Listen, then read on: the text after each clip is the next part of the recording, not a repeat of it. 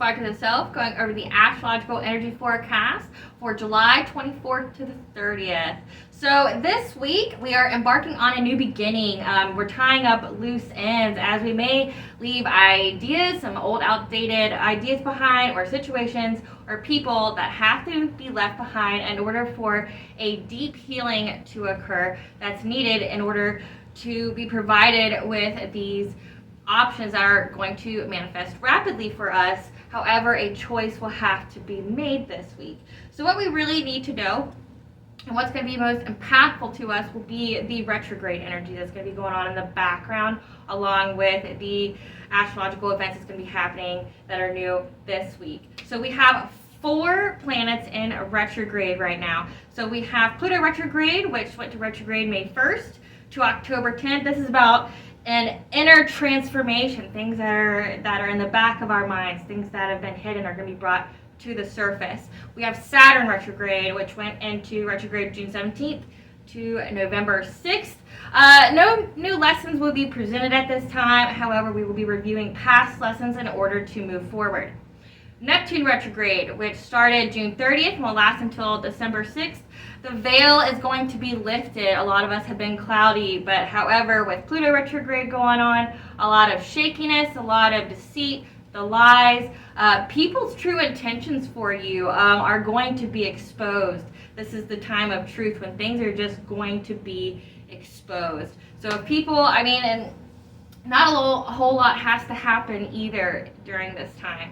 It seems like if you were on a different vibration in the past, we'll say the past 3-4 weeks, people who are not on the same vibration with you, they just seem to be more openly attacking. They seem to be like they can't, your presence alone, not even you saying anything, is an absolute irritation to them. Prime example, like as soon as they talk to you, there's no, hey, how are you, what's up? It's just an immediate accusation with the intent of getting an emotional reaction triggered from you. And it has nothing to do with you. It just means that you have raised your vibration higher, and when they see you, all they can see is their own shame, their own unhealed trauma. They see in themselves that they could be with you, but they have to acknowledge and they have to do the work in order to be at the vibration of you. But instead, they choose to feel low vibrational. They choose to be in the muck, so to speak, okay? And then lastly, we have Venus retrograde, which went to retrograde July 22nd and will be around until September 3rd. This is going to be a time when we have to leave something behind, something that has some deep-rooted pain in us that we need to get rid of in order to be ready for this new beginning with all these opportunities, the reaping of our harvest. Because what time period are we in right now?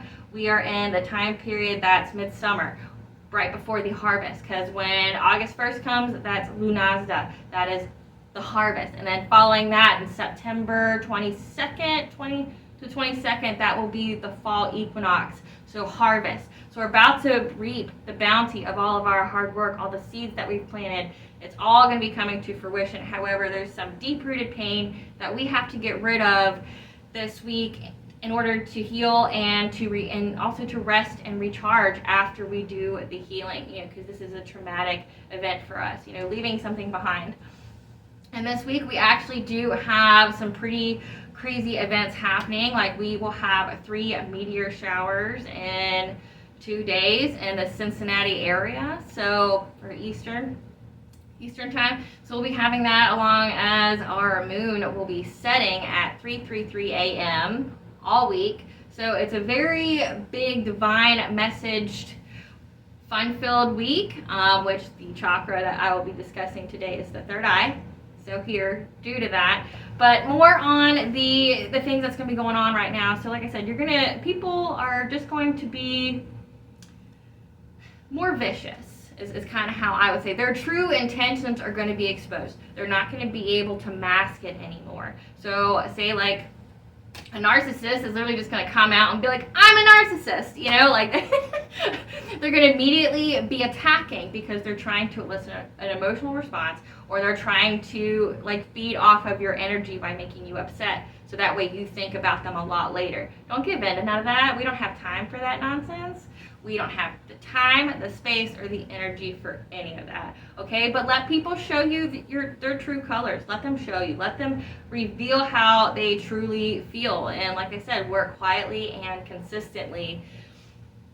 Don't let them know that you know. Just take note, and then when the time is right, you make your move when you have to move. You know, if they are not in alignment with your values and you're in tune with your vibration, then they have to go.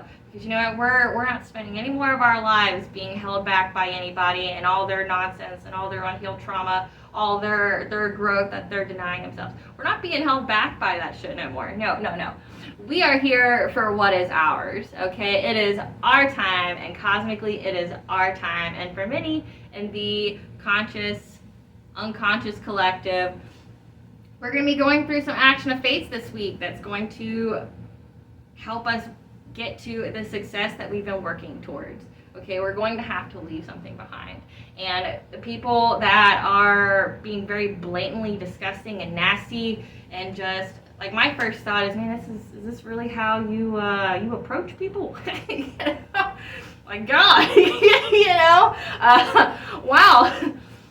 That's truly how you approach people. But I've seen some true ugliness in the past, like, 3 weeks. And it's the Pluto retrograde mixed with the Neptune. Like, they're not able to hide their deceit anymore. They're not able to hide their true intentions for you. So pay attention to that. And that also brings into the message about cursing, bad intentions to people, sending things out that are not good. Okay, so all you need to know and what you should hear each time you think of that, or if someone's, like I said, accusing you, trying to get you an emotional reaction out of you, all it is telling you is, hey, I acted in a way towards you that makes me feel embarrassed and makes me feel shame, and I don't know what to do about it. Okay?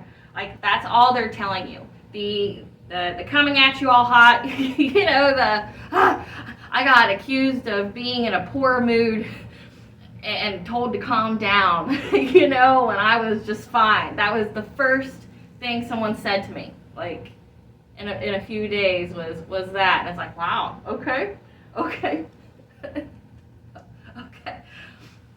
But the bad intentions are out there, and they're going to be exposed. And if you are a person who is sending bad out towards people, you think that success of other people means less success for you. Just understand that people like that, and if this pertains to you, because remember, nothing happens by chance. If you're watching right now, it's a sign that you were meant to hear what is said and take what resonates and leave the rest, okay? But if you need to hear this, people that are being so aggressive towards you right now, that is what they're saying. Because, like I said, we're going to have past people come in with this Venus retrograde. We're going to have past hurts come in that we have to heal. And all you need to hear is, I acted in a way towards you that embarrasses me and makes me feel shame. I don't know what to do with myself. And every time I see you, I hear you, or you pop up in my mind, I'm reminded of that shame and embarrassment for how I behaved. All you need to know, right there, okay? Like I said, if someone's cursing you, because I know that goes around in the community, which is, it's low vibrational, okay? It's low vibrational, and I know people who just begin looking into witchcraft, or they never truly develop the craft, or they don't actually do any kind of research, or they don't have any kind of experience, or they're just low vibrational people that haven't figured out that you cannot move against somebody else without moving against yourself. You cannot wish bad on people. You cannot put bad out there towards people. You cannot, like, just hope someone fails. You cannot break people up in relationships. You cannot stop someone from their growth. It's low vibrational, and it makes you stuck in the muck with all the low vibrational people, with all their low vibrational things. You know what else is in the low vibration? Darkness. And what is darkness? Imagine just going inward, and it just repeats to you every horrible thing that's ever been said to you, every horrible thought you've ever had, everything that would keep you down. It just repeats it to you, like punches you in the face with some kind of, like, You will never be worthy to your parents. They won't really love you. You will never be more successful than your brother. You will never live up to the company or family's expectation. And it's if you believe it when you get further and further and further down into the darkness. And people who are light workers, people who are healers, people who are high vibration will not be able to come get you. If you are at a certain depth of that darkness, they will not be able to access you, because to do so means they endanger themselves, because darkness keeps you down, and the further you go is when you have self-destruction, when you have like almost a death, because it from the inside it consumes, and from the inside the darkness will rot you, and it will impact every single chakra you have. So do not be sending ill out there towards people. And if you are a person who's unfortunately been like subjected to haters, I mean, any successful person is, but any witch worth their salt has protective magic. Okay, so that's another thing too. If you're cursing somebody who's actually an established witch, like, or they're at a certain level of spirituality, like say vibrationally and such, there's defense mechanisms in place for that. Like, after a certain level, you're unfazed by curses. Like I said, cursing is low vibrational, and like I said, what you put out, you get back. So, for instance, some of the themes that I've heard recently is cursing an ex of yours so that they never grow, they never develop, that they're in this like phase like veiled state. They're clouded. They don't know what to do. You don't want them to move on from you. You want to maintain that level of codependency. You don't want them to move on, and you want them to be in a disarray. So they might have a soulmate coming that they're supposed to line up with, and you're trying to stop that alignment, so they miss that person and they're just miserable and they go back to you.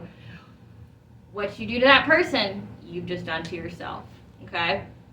If you're a person who casts against someone because their success, you don't like it, you want them to be unsuccessful. What you just did to that person, you just did to yourself. Threefold. That is this week, and it's going to be amplified. And I really feel like this week's going to be a huge karmic week for people, where people are getting paid for the deceit. You know, if we're reaping the harvest, we're reaping the harvest of everything. And that's not just, fruit, veggies. No, you're reaping the harvest of your intentions, your thoughts, your actions, things that you've planted.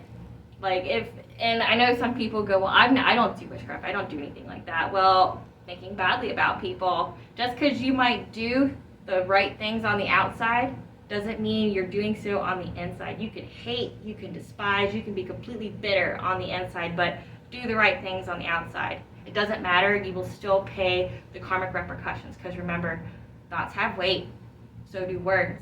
So if you're putting those together to do ill against somebody, it's going to come back to you. Okay, so that's my TED Talk about the whole retrograde energies right now. Let people show you who they are, and the people who get left behind were meant to.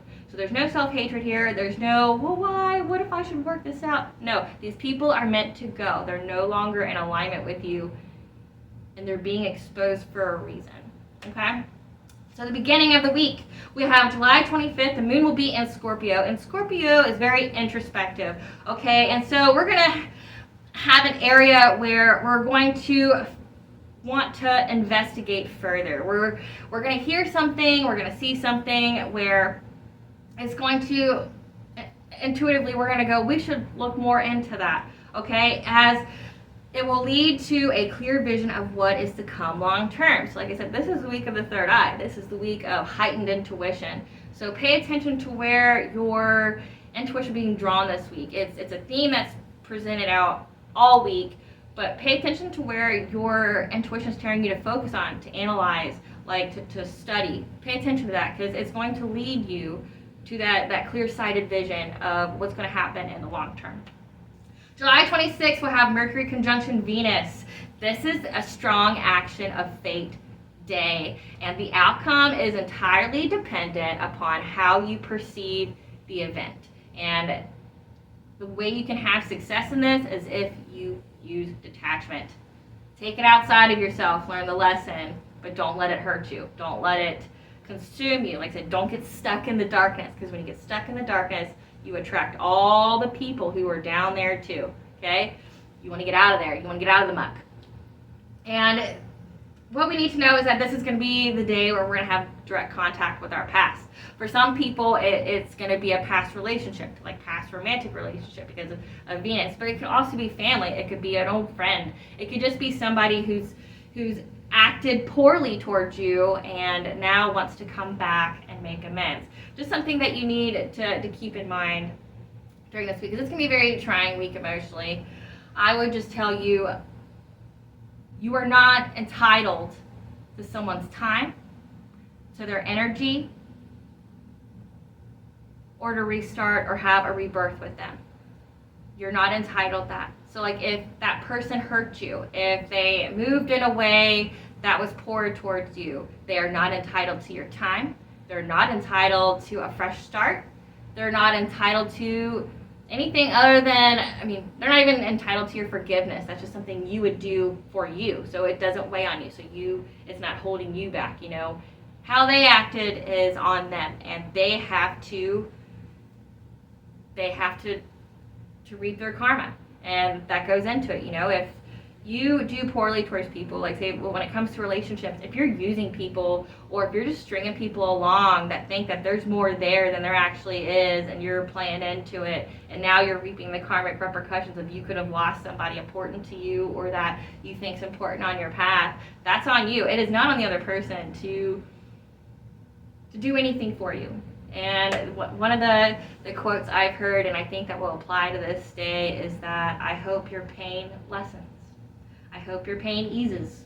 I hope that you use this as a time for growth and to learn the lesson.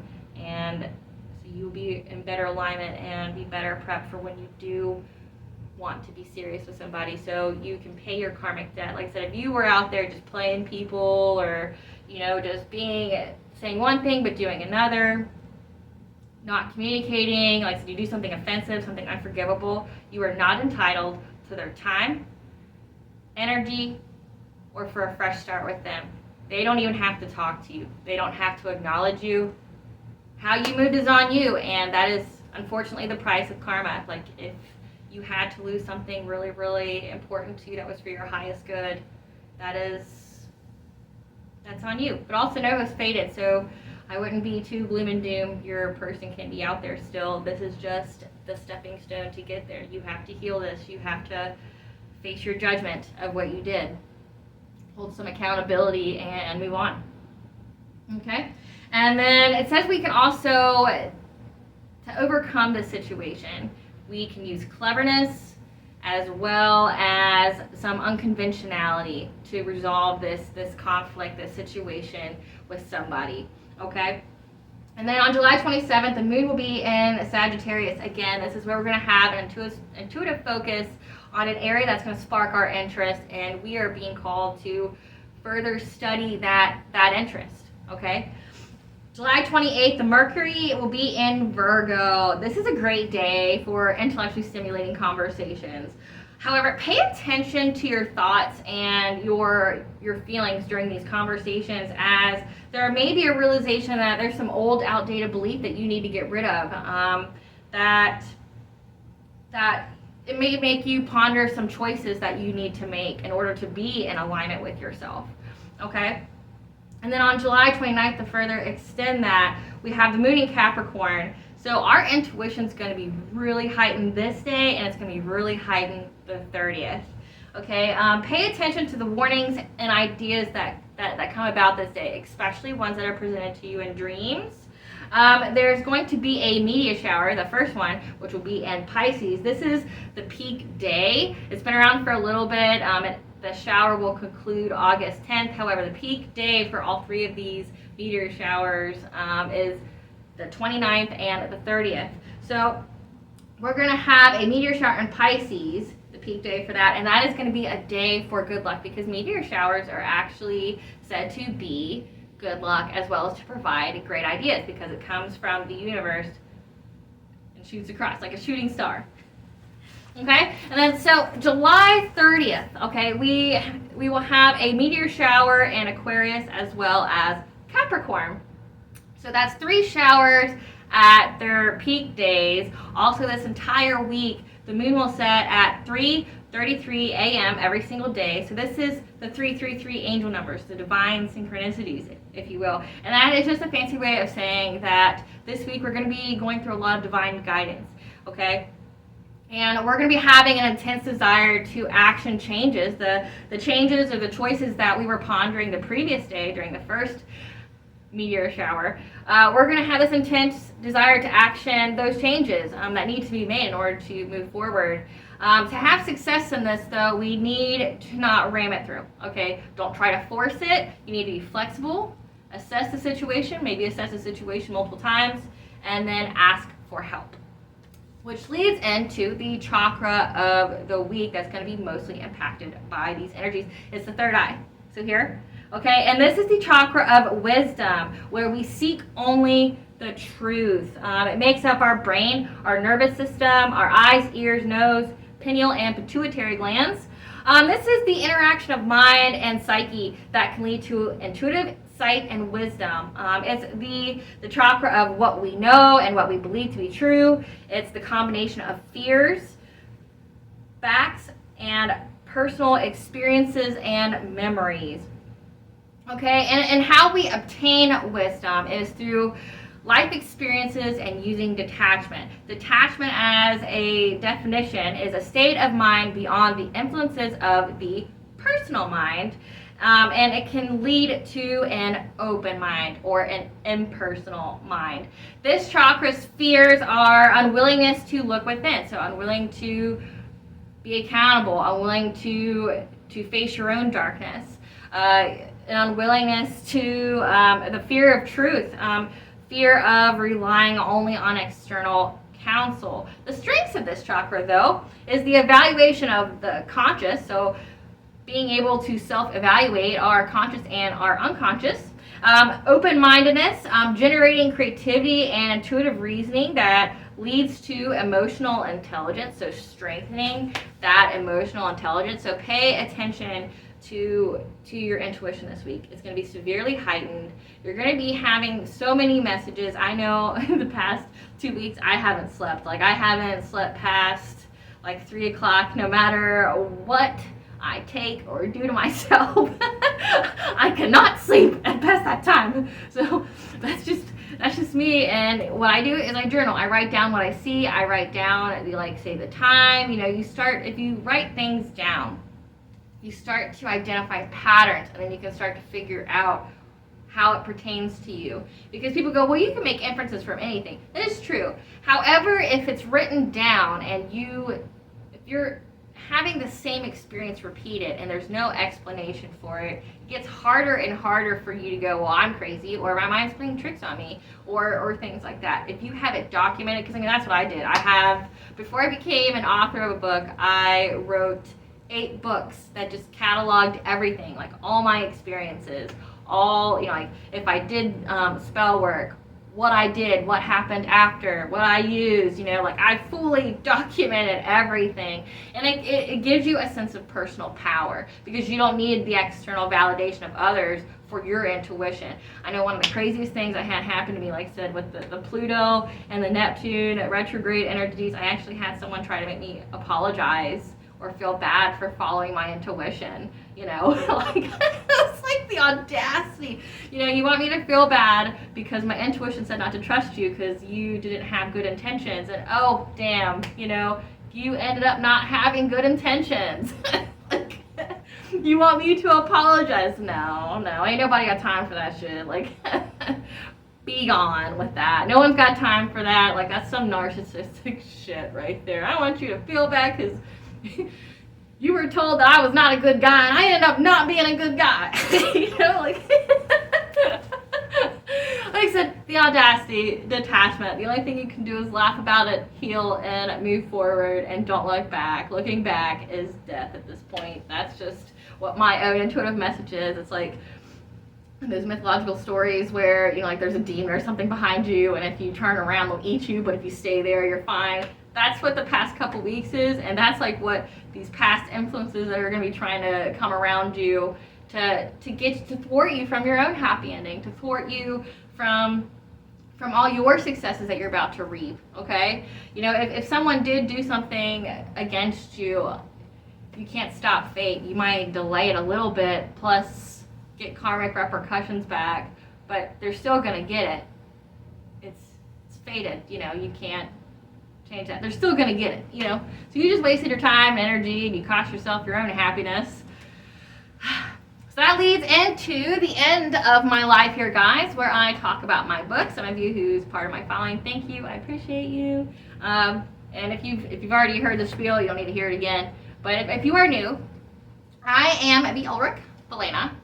I wrote The Princess and Her Inner Voice, and this is a book that's marketed for kids 9 to 13. However, it is for everyone. It is basically a written manual for how, like, what your intuition is, what it's not, what it does for you, how to overcome challenges, how if you had some experiences like that you're about to be dealing with this week, someone from your past that hurt you.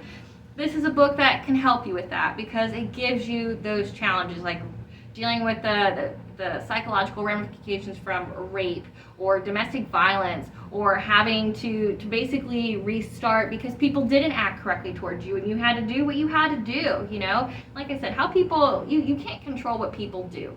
You can't. You can't control their pain. You can't control their trauma. You can't control the duration and length and work they're doing on themselves. You can't control that. So if they move in a way towards you that makes them feel shame or is not good for you, then that's on them. And sometimes, unfortunately, you have to leave people behind.